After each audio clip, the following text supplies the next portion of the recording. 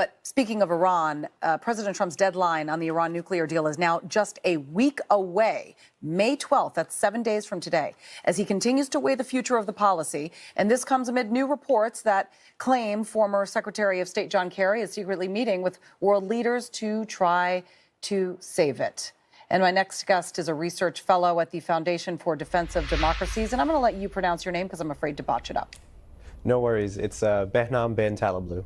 Exactly. See why I did that? I think these things through. I'm sure you could do that. Yeah, sure. But I'd rather you do it. All right. So for the president not to pull out of the Iran deal, how much of a negotiated deal will be riding on sanctions?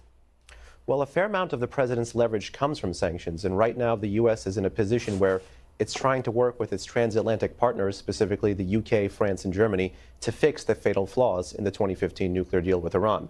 And the president's been clear. If we can't fix those flaws, the U.S. would withdraw. The question is, what kind of sanctions would he levy if he did withdraw? Behnam, I'm going to ask you to stand by. I'm going to go back to Rudy Giuliani, but stay with us. We'll be right back. Scenario could happen in Iran that has happened in North Korea, because this president is so much more effective than our prior president, who was feckless. I mean, the prior president drew a line in the sand. Assad killed his own people, and he did nothing. This president drew a line in the sand, and he bombed Assad. Assad has stopped. So we got to hope that that works. It's not going to work all the time. It's not going to work immediately, but long term, it's the much better approach. Thank you. President told you the status of the 3 American hostages? I don't know the status of them. You might know it better than I do. It looked pretty good yesterday. I haven't paid attention to it today, and I'm praying it'll get done. So what changed from Thursday? I also, nothing's changed. They're working on it, and I'm not privy to what they're doing. I'm reading the newspapers like you are. Thank you. All right, so there you have it. Rudy Giuliani speaking. Basically the Iran deal is very much front and center this week with that deadline just 7 days away. The Iran Freedom Convention is where Rudy Giuliani, the former New York City mayor, has been speaking to the press there, taking a couple questions. But let me go back to my guest. Recent visits by the president of France, Emmanuel Macron, the chancellor of Germany, Angela Merkel, those were meant to put pressure on President Trump not to back out of the deal. Now, we know nobody tells the president what to do, but how much of those visits do you believe might have swayed the president's decision?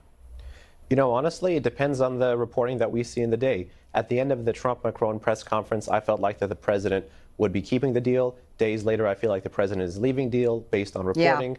Yeah. But you're right, no one tells the president what to do. And the JCPOA is not a treaty, it's an executive-level political agreement, and the president has the right to restore sanctions if he believes, pursuant to his decertification decision, that Iran is not upholding the deal or that remaining in the deal is not in the U.S. national security interest. Yeah, Macron's tone seemed to change a bit, and you hit on it there, that it seemed as though they had both been on the same playing field, on the same page. But then Macron later made comments that, he may back out. And with sanctions about to kick in about 180 days, the question is there enough pressure on the Iranians and the Europeans and other members of the deal to give in to President Trump's demands? Well, certainly, I think President Trump should do things to help the Europeans come more towards his way. We know the deadline is on May 12th, but he could weaponize the information found in the Netanyahu Iran Atomic Archive documents to tell the Europeans, meet me more than halfway. You know the Iran deal is fatally flawed. You know the Iranians habitually cheat. We need to fix this agreement if you believe diplomacy will be the ultimate way to fix the Iranian nuclear problem. And if not, then you need to stand with us in a united transatlantic way while we find other options to address this long-standing threat. So then what happens if European politicians decide to shield Iran? If the U.S. were to back out? And then how would Iran respond? Well, so if we get to a May 12 world where the president does not waive and formally withdraws, heavy banking sanctions would go on Iran as well as those who purchase Iranian crude oil.